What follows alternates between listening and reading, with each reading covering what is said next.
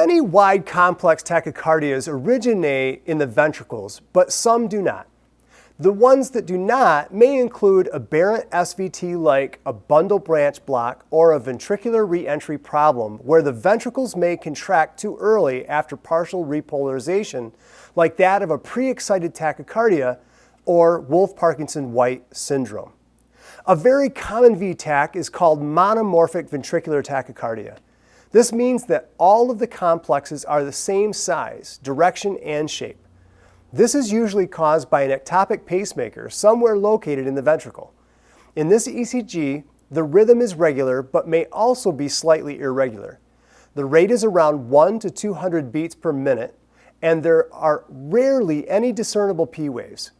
There's no discernible P to R interval, and QRS complex is greater than 0.11 seconds and are characterized as wide and bizarre with no P wave to QRS ratio. Now, the main problem with this type of fast, wide, complex tachycardia is that hemodynamics are unstable. The heart rate is so fast that it inhibits the atrium to pre-fill and preload the ventricles prior to their next contraction. In this case, it's important to know if the patient is stable or unstable. If stable, learn more about why the patient may be experiencing this arrhythmia. Remember, wide complex ventricular tachycardia can sometimes be caused by heart disease, electrolyte imbalance, especially potassium, and a Q to T interval prolongation. If the patient is stable, order a 12-lead ECG to see if the rhythm is supraventricular or ventricular in origin.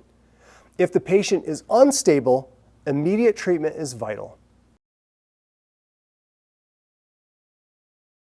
Now let's look at wide, complex, polymorphic ventricular tachycardia. Poly, meaning multiple, describes the origin of the electrical foci in the ventricles well. In fact, polymorphic tachycardia is caused by multiple ventricular foci with the resultant QRS complexes varying in axis, amplitude, and duration.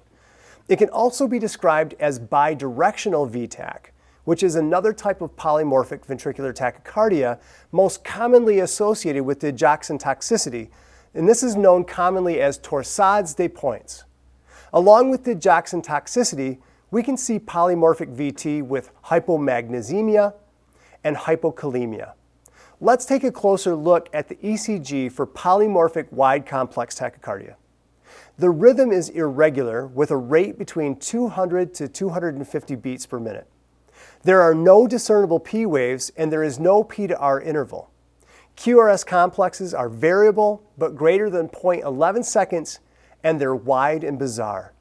There's no P wave to QRS ratio. Now in torsades, it can sometimes appear that the apex of the V wave changes from top to bottom and back again. Torsades des points, or TDP, translates as twisting of points.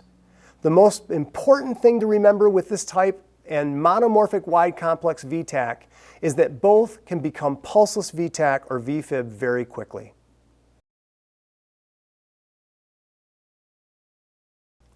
It's important to remember that wide complex ventricular tachycardia can present with or without a pulse. We can even see pulseless VTach in cardiac arrest patients, but in most cases, pulseless VTach quickly deteriorates into ventricular fibrillation. Remember, pulseless VTach is treated the same as ventricular fibrillation, and recognition and immediate treatment is vital to a potential positive outcome. The ECG interpretation can be the same as pulsed ventricular tachycardia, but the difference is that the patient is unresponsive, not breathing normally, and pulseless.